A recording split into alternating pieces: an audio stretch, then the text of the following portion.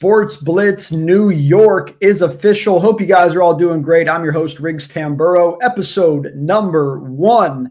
Going down here for our New York pages. You guys can find Sports Blitz New York on Instagram and Twitter at Sports Blitz NY. And then make sure to subscribe on YouTube and Spotify at The Sports Forum. You guys can catch, obviously, all the New York episodes, plus our Pittsburgh location, our Denver location, and our sports betting podcast across all sports, all states, even outside of the United States on there as well. So make sure to check those out, guys. But with all that said, we're jumping on in here. We got some things to cover that are going down in New York sports right now. The New York Giants quarterback situation, the New York Jets quarterback situation, the draft order, the Rangers right now looking to make that postseason push in the NHL, but they got some work to do. Also, going to get you guys our best bets on that Predators-Rangers game coming up here shortly. So let's dive on in here. Want to talk about this draft order, what the Jets are going to do, what the Giants are going to do.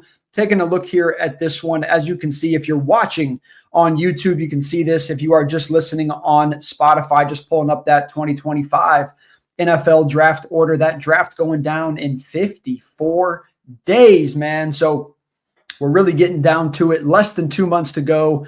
And let's talk here about the order. Go ahead and take a look. You got the Giants coming in at number 3.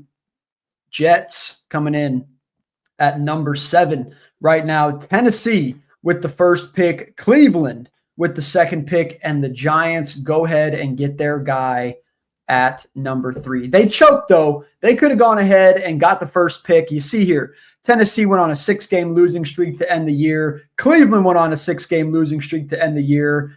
And those dang Giants just had to win a couple extra games there over those last few. They did end on a loss to at least maintain that number 3 pick, but they did kind of choke away that number 1, number 2, Sheduer Sanders, Cam Ward, a few of those quarterback options that definitely, you have to assume they were looking at least one of those 2 dudes, probably both, if we're being fair. Now, does them choking to number 3 mean they're not going to get a quarterback? Probably not, because you still got the guys like Travis Hunter, who's being thrown out to be a, if not number 1, a number 2 or number 3 pick as well. We very well could see some movement here, but let's just jump on in here to the New York Giants quarterback situation. Obviously, they tried to move forward with Daniel Jones. They got rid of Saquon Barkley. Everybody saw how that one went. You guys seen the ring on the finger. Saquon Barkley is in a better place. Sometimes the grass is greener on the other side, but they kept Daniel Jones just to bench him partway through the year because he did not produce. Shocker. It's almost like none of us saw it coming, but yet everybody except the front office for the New York Giants did see that one coming. They will be moving forward from Daniel Jones. They do not want to move forward with him. And now here they are with the number 3 pick. Like I mentioned, Travis Hunter, Cam Ward, Sheduer Sanders, but a few other quarterback names that you never know could sneak up there. Jackson Dart, one of those dudes. Dylan Gabriel, one of those dudes out of Oregon. Maybe even a guy like Quinn Ewers. Look, if Quinn Ewers goes in the top 3, I'm going to fall out of my chair and I'm going to laugh my butt off at whoever did it. But I'm just saying, you got to put the names out there because there is a world where all those guys go in the first round. So who knows what's going to happen in the big 3. But the question right now is, do they go get a guy that's a veteran? Do they go all in here in the draft? Do they make a move with Tennessee, who have Will Levis? Not that Will Levis is that dude, but do they make that kind of move and potentially be in a position where they can go get Cam Ward or go get Sheduer Sanders, whoever they believe is the better guy? Now, you got to assume Cleveland is going for a quarterback. And now Cleveland has to call the bluff of, is Tennessee going to go quarterback or not? Once again, they have Will Levis. I think we all agree that he's not a franchise guy moving forward, but is he good enough for one more year for what they're kind of doing and what they're rebuilding and potentially taking a step forward? I mean, look, they lost 6 games in a row to lose 10 in the year. So they're not in a good spot. But Tennessee could or couldn't go for a quarterback. Cleveland is done with Deshaun Watson. They don't want a guy. They don't want him. They're going to go for a quarterback. Now, if Tennessee go quarterback, will Cleveland go Travis Hunter? Let's just say Cleveland wants Cam Ward. Let's just say. If Cleveland wants Cam Ward and Tennessee takes Cam Ward, or the Giants make a move for Cam Ward, will Cleveland go Travis Hunter? That is the big question right now. But we're going to go ahead and dissect this as if the draft order is the draft order, because we can't just make up these random scenarios. So let's say Tennessee go Travis Hunter, because I believe that is exactly what they're going to do. Now, if we were playing the we can move things around game, I'm going to say Tennessee is going to let someone buy that number 1 pick off of them. That is my belief. I think it'll be one of the top 5 teams here. Jacksonville. I think Jacksonville really wants Travis Hunter. So that is one spot that I would say, could Jacksonville make a move for Travis? Tennessee's cool to pick at 5. I could see that move. I also can see the Giants move if they go after the quarterback they want, and maybe even Cleveland, just for some insurance, just flips the 1 and 2. But once again, not going to play that game. So if Tennessee go 1, they take Travis Hunter. Now, I'm high on Sheduer Sanders. However, I understand the concerns. I also don't know why there's not that many concerns being thrown out about Cam Ward, because I got concerns about Cam Ward too. So based on all the projections, based on what we're seeing, it looks like people believe Cam Ward will be the first quarterback off the board, maybe even the first pick of the draft. So let's give Cleveland Cam Ward. Giants. Do they take Sheduer Sanders? Do they not?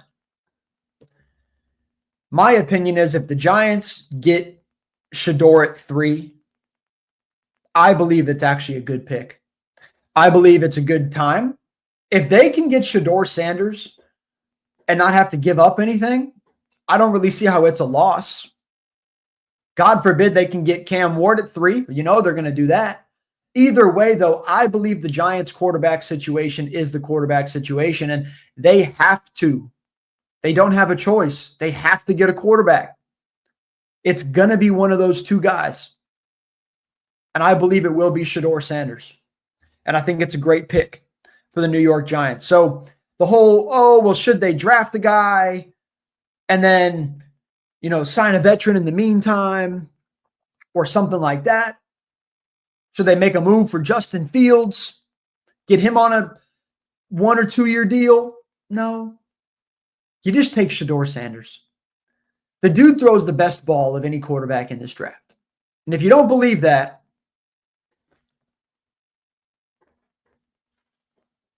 you're tripping. You're a hater. You're a Buffs hater. You're a Dion hater. You're a Sheduer hater. There's no way you can watch that kid throw the football and not believe he throws the best ball. Is he the best runner? Maybe not. But I think he scrambles very, very well. I think when he throws on the run, he looks phenomenal.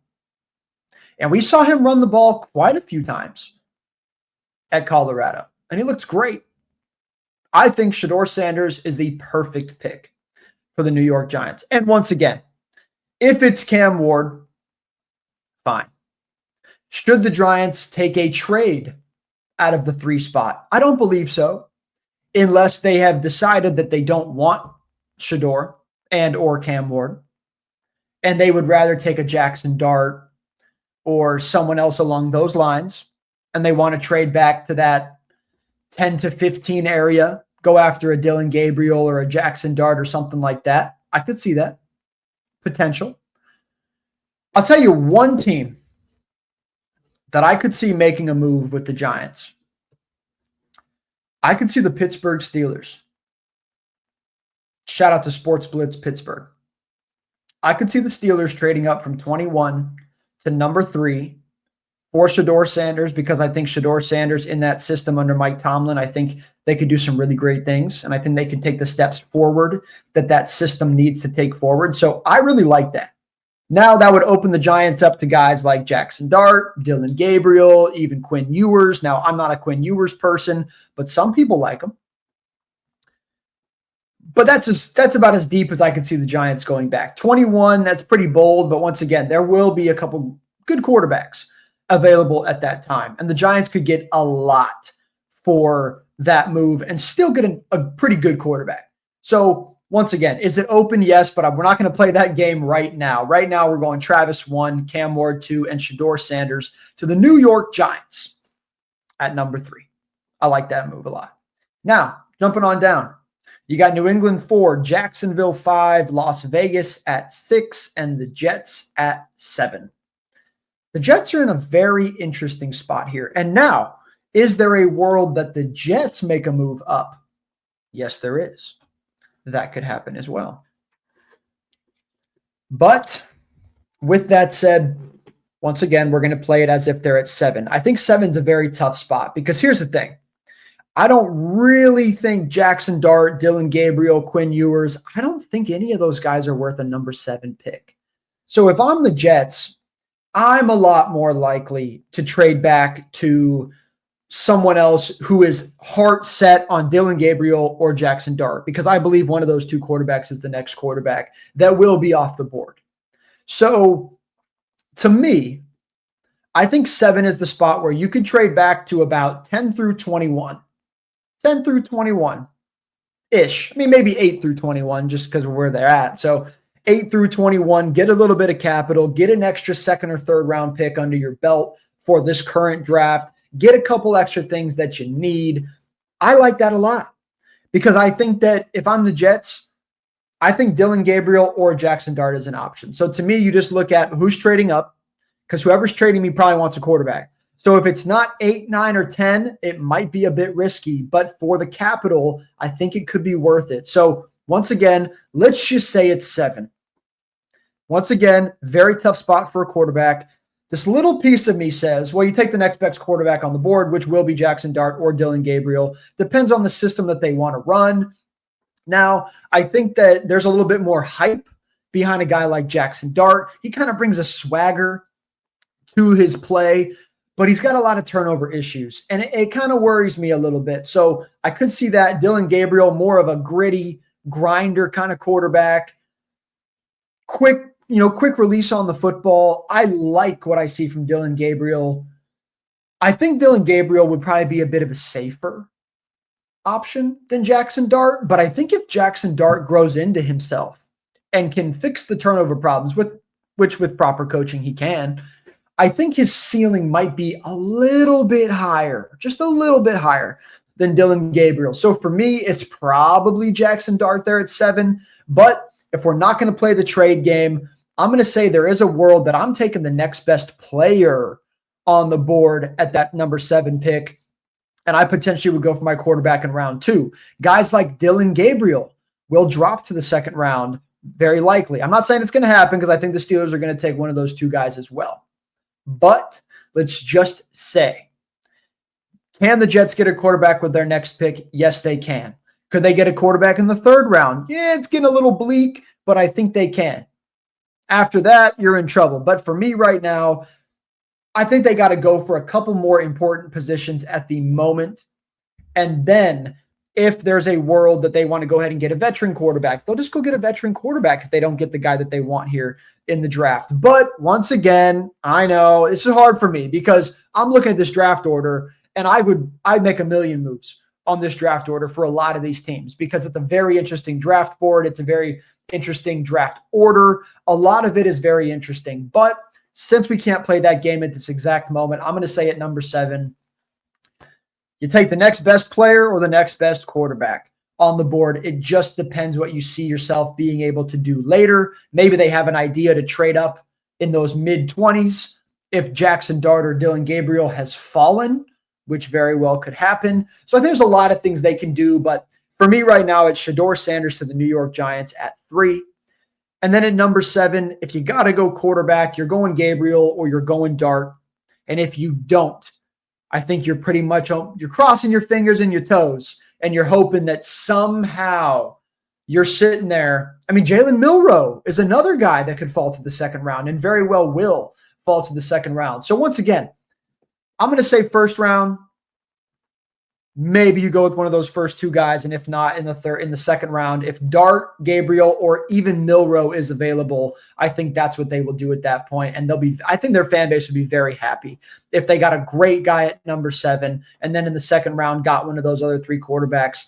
They'd be on a hell of a draft through the first 2 rounds. So that's my thoughts right now on the quarterback situations. Can they go with a veteran in New York at the New York Jets? Yes, they can. But at this point, I think they've kind of ran that one a little dry, if you know what I'm saying. Shout out Aaron Rodgers. So we'll see what happens there. A lot of options. Going to be a lot of fun. We will see what happens with both of those teams moving forward. Now, moving on over. Let's talk about what's going on in the hockey world, because you got the New York Rangers. And these guys right now, let's go ahead and let's pull up these NHL standings for you guys, because you're going to notice something. Are the Rangers in trouble necessarily? No. I don't think they're in trouble. I think that'd be the wrong way to put it. However, are they up against it right now? They very well are. You got the Metropolitan Division here. Capitals leading the division right now, 38, 14, and 8 on the year right now. 8 meaning overtime losses. On a 3-game losing streak, 4-3-3 over their last 10. Hurricanes in second place, 4-5-1 over their last 10. And the Devils coming in 5-5 over their last 10. So right now, man, oh man, there is a problem going on with all those teams. None of those 3 have won 6 of their last 10 games. The door is open. The Blue Jackets are playing well right now. They are 1 spot in 4th place above the New York Rangers, 29, 22, and 8. 200 goals for, 193 against, a 7-goal differential. Blue Jackets playing good hockey right now. 6-3-1 over their last 10. 3-game win streak right now. I'm pretty high on the Blue Jackets, but let's look at the Rangers. 29, 26, and 4 on the year right now. A -4 goal differential. It's not bad. Could be better. 5-5 over the last 10. Coming off a loss. They got some work to do, but you look at their schedule moving forward, and it's rather forgiving, if you ask me. I think that the standings right now, and just the schedule moving forward in general, is pretty favorable for the Rangers. I do believe that things are going to get a bit tough for the Devils towards the end of the year. The Blue Jackets are on a relatively easy streak right now, but they got a couple tough weeks coming up. The Islanders, who are 1 spot behind the Rangers, are on a 2-game win streak, but they've shown a few bad tendencies as well. But I am higher on the Islanders than I am on the Flyers or the Penguins. So, will the Rangers make the postseason? That is the question right now.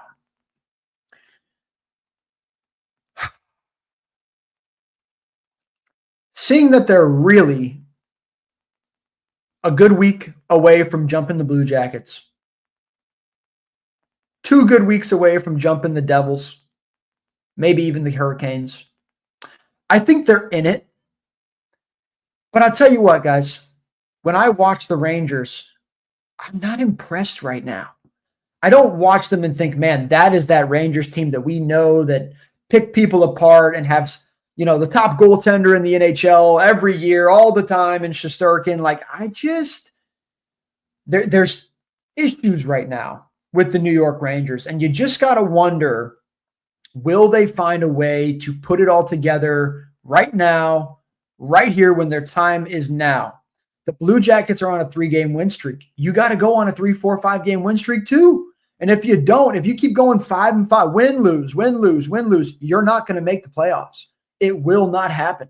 So for me right now, I'm going to say, is the door open? Yes, it is. Will they make the postseason? Look, this is Sports Blitz New York episode number 1. I'm not going to talk crap yet. But between now and next Sunday, they got a few games. It's going to tell us a lot. They're coming off a loss. My opinion, to really stay in this fight right now, they really, really need to find a way to win 3 of the next 4. If they can win 3 of the next 4, we're having a different conversation. However, if they win one of the next four, as far as I'm concerned, they're done. It's done. Two of the next four, we're in the same position we're in. One of the next four, they're done. Three of the next four, things are looking good. It's that simple. A 4-game span. That's it. Have to find a way here. Do I believe they will find a way? The one thing I'll give them is they're playing better hockey now than they were to start the season. In my opinion, when I watch them as a whole, I believe they look better right now. So I'm going to go ahead and say yes. Do I believe they're trending in the right direction? Mm-hmm. Do I believe that there is space above them to get it done? Yes. Is anyone really on their tail bad? Not really. I think the door's open here. Yes. But am I convinced that they're a playoff team yet? No. Like I said, give me 4 games. Give me 4 games. We'll see how it goes. And the next one coming up, we're going to talk about here in just a second. This is a must-win hockey game. And when I say must-win, I mean there is no excuse. There is no reason of why you didn't win the game. The other team doesn't have a better goaltender than you. The other team doesn't have a better offense than you. The other team isn't playing with some great home ice advantage. No, it's in New York. There is no excuse to lose this game here. Sunday night, 7:10 p.m. Eastern time. No excuse. So, with that, let's take a look at this game here and get you guys some bets because this should be a fun one. Now, if you guys are also very much into sports betting, please do us a favor. Check out blitzbetting.net. We also got that sports betting podcast for you every single Friday, 12 o'clock Eastern time. You can also follow Instagram predominantly and Twitter as well at Blitz Sports Bets. Blitz Sports Bets. The page is Blitz Betting. Make sure to go ahead and give a follow. Dropping free picks for you guys every single day. Doing the podcast, doing countless games for the week and the weekend ahead, et cetera, across all sports. Make sure to check it out there. But with that said, looking here, we got the New York Rangers at home Sunday night taking on those Nashville Predators. Predators come into this game only getting 12% of the money line bets. Rangers, a heavy favorite pick for the public in this game here. Now, another thing about this game, 64% of people believe that the Rangers will win the game by 2 or more goals. That is coming in at plus 145. If you're looking for a little bit of value in this game here, over under in this game, 5.5 goals. The over is at minus 135, and it's getting 81% of the money so far on the over. So the public is liking the Rangers to win. The Rangers to win by 2 or more goals and 6 or more goals in this game. Now, I got to be honest with you. I don't know if the public's wrong on this one. And the public is usually wrong. But like I already mentioned, offense, defense, home ice advantage, goaltending, every single advantage spot points towards the New York Rangers to win this hockey game. So really, I don't think there's a lot of danger here, if you would, for them. Now, the Predators, 21, 31, and 7 on the year, 3-7 over their last 10 games, coming off a loss. Rangers coming off a loss. Things are really looking bleak at the moment for those Nashville Predators, and I believe that continues here. We will, over at Sportsbooks New York, be taking the Rangers to win this hockey game. Very big fans of what they're doing right now, like the trajectory upwards, and like I already mentioned, there is no excuse. There is no excuse. They must win this hockey game. If they don't, they're in big trouble. Like I mentioned, they have to win 3 of their next 4, in my opinion, to really have a chance at a solid playoff push at the moment. And this is the game it starts with. You cannot lose this game. They do not have an easier game than this, in my opinion, over their next 4 games. and they're playing at home here on Sunday night in front of their home crowd. This is the time for the New York Rangers to get it done. We are taking the New York Rangers to win this game. Now, it is minus 185 on the money line. It's a good parlay piece. The Rangers do play a lot of close hockey games. I do believe laying the 1.5 goals in this game is dangerous. It just is. They're an average team. But I'm willing to do it because I believe at plus 145, there is value on that line. We are going to take the Rangers to win the game. We're also going to take the Rangers to win by 2 or more goals in this game. And when it comes to that over under 5.5, look, I don't like being with 81% of the money and laying minus 135 to get that price tag. So I'm going to say stay off of this one when it comes to the total, just because at the end of the day, it's either under 5.5 at the plus 105 number or don't touch it. I guess if you forced my hand, I would take the under just because everyone's on the over and the over number is just so ugly. I just don't see the value in it at all. So it's under or nothing. But will I be betting the under? I will not. I'm actually barely even going to sprinkle the minus 1.5. Usually I tend to bet 1 unit on all my bets. I would bet half a unit on the Rangers at the plus 145 number. Half a unit, it's going to pay out really, really well. It's not too much to risk. And at the end of the day, if you ask me what's my favorite bet in this game, it is just the New York Rangers to win this hockey game and start that 3 out of 4 game little win streak that I believe that they're going to go on here. So good luck to you guys in this one. New York Rangers, Nashville Predators, Sunday night, 7:10 p.m. Eastern time, puck drop there in New York. Guys, I'm going to wrap this thing up. Appreciate you guys for tuning in to episode number 1 of Sports Blitz New York. Once again, at Sports Blitz NY on Instagram and Twitter, Spotify and YouTube at The Sports Forum. Make sure that you guys tune in every single Sunday at noon for this show here. Good luck on all your bets tonight.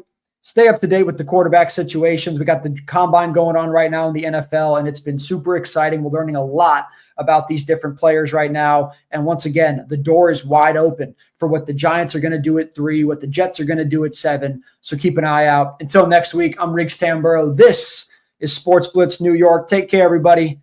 Have a great week ahead.